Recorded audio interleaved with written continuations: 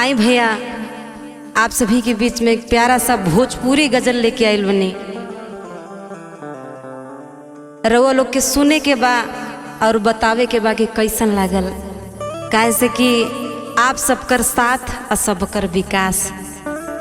और आई कहे के बा का कि गैरों के आपन बनावे अखिया। भैया ये अखिए कुल करावेला, अखिए के हो के जान लेला, अखिए के हो के जियावेला। बड़ा सुघर लाइन बा का कि अखिए के कारण कि गैरों के आपन बनावेला अखिया। नैया के रास बर सावेला अखिया। कहे के बका कि गैरों के आपन बनावेला अखिया। गैरों के आपन बनावेला अखिया। नैया के रस बर सावेला अखिया। गैरों के आपन बनावेला अखिया। गैरों के आपन बनावेला अखिया। नैया के रस बर सावेला अखिया। गैरों के आपन।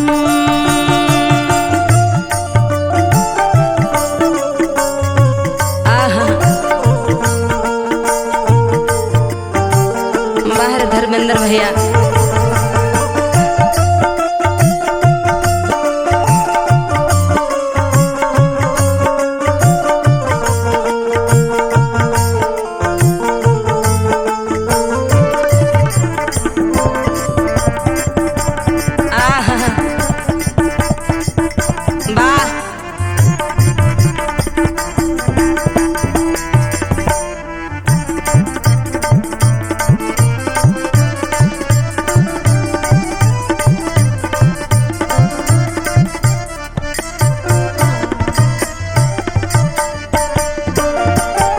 कहे के बका अखिए के कारण मान जाला। अखिए के कारण जान जाला।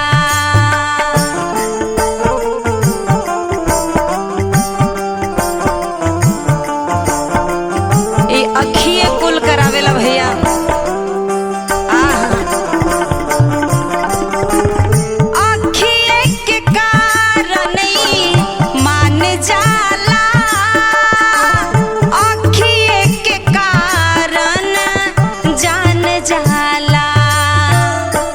छछनत जिया के, छछनत जिया के, छछनत जिया के जुड़ावेली अखिया। छछनत जिया के जुड़ावेली अखिया। नैया के रस बर सावेली अखिया। गैरों के आपन बना अखिया। नैया के रस बर सावेली अखिया। गैरों के आपन।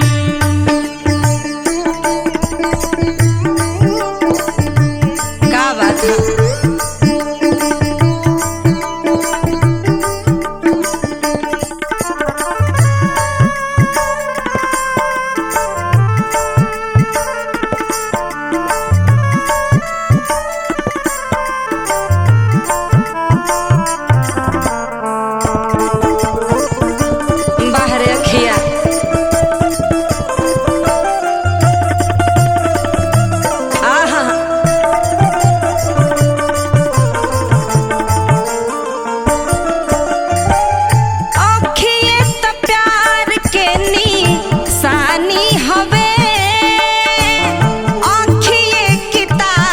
के का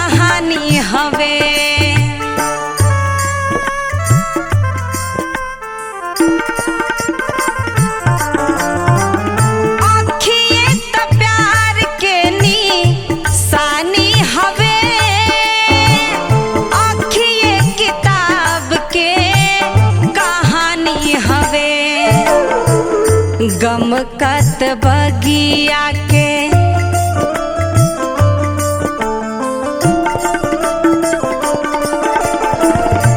गमकत बगिया के जरा वेली अखिया गमकत बगिया के जरा वेली अखिया नैया के रस बर सावेली अखिया गैरों के आपन बनावेली अखिया गैरों के आपन बनावेली अखिया नैया के रस बर सावेली अखिया गैरों के आपन बनावेली अखिया नैया के रस बर सावेली अखिया गैरों के आपन गैरों के आपन गैरों के आपन